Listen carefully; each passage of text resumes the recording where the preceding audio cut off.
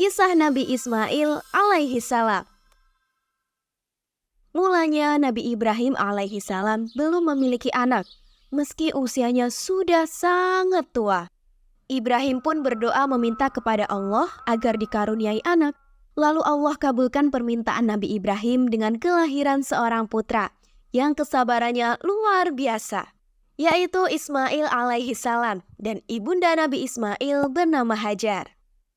Setelah beberapa waktu dari kelahiran Ismail, Allah Ta'ala memerintahkan Ibrahim untuk pergi membawa Hajar dan Ismail ke lembah tak berpenghuni lagi tandus yang berada di kota Mekah.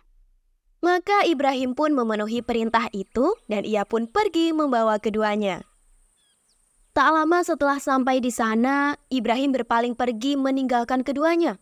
Hajar pun mengikutinya sambil berkata, "Wahai Ibrahim, kemana kamu akan pergi? Apakah kamu akan tinggalkan kami di lembah yang tak berpenghuni dan tidak ada apa-apanya ini?" Hajar mengatakan itu berulang-ulang kali.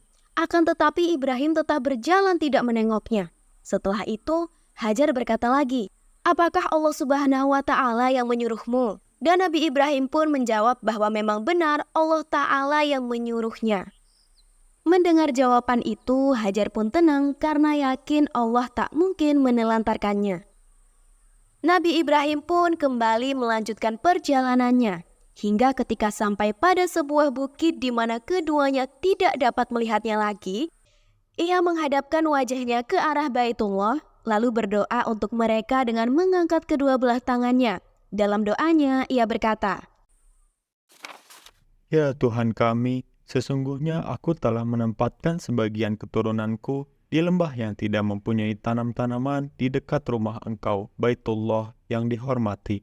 Ya Tuhan kami, yang demikian itu agar mereka mendirikan sholat, maka jadikanlah hati sebagian manusia cenderung kepada mereka dan beri rezekilah mereka dari buah-buahan. Mudah-mudahan mereka bersyukur."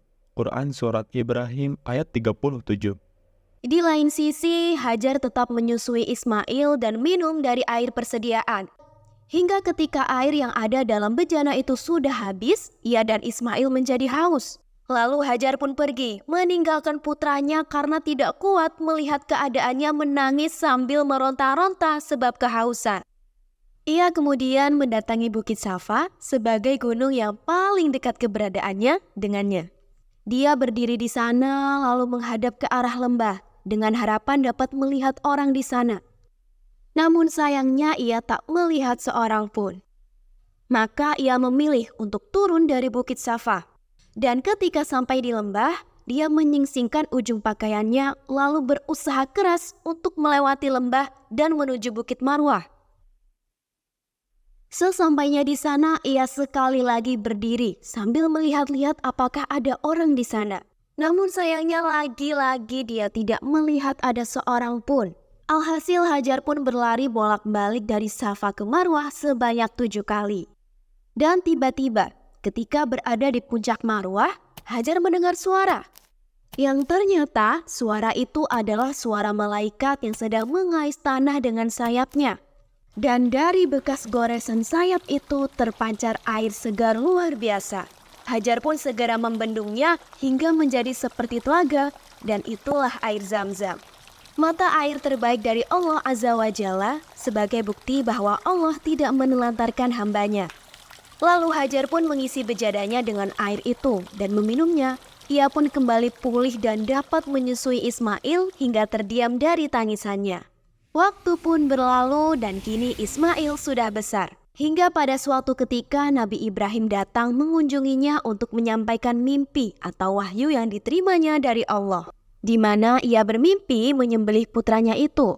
Ismail yang mendengar hal itu rupanya langsung meminta ayahnya untuk mengerjakan perintah Allah.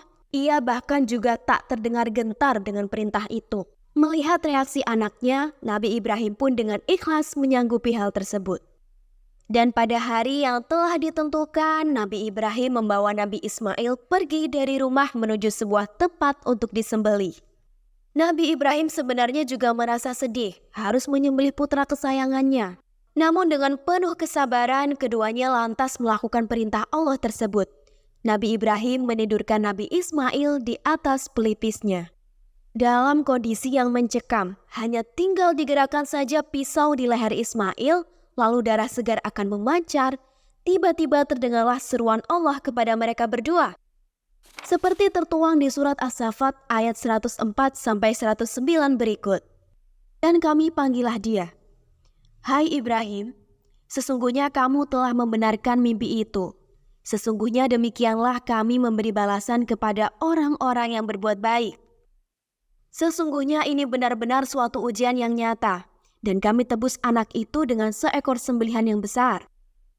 Kami abadikan untuk Ibrahim di kalangan orang-orang yang datang kemudian.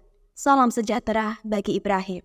Dan setelah itu Allah memberi seekor kambing untuk disembelih menggantikan Ismail. Peristiwa itulah yang kemudian mengawali adanya perintah berkurban bagi kaum muslimin pada hari raya Idul Adha.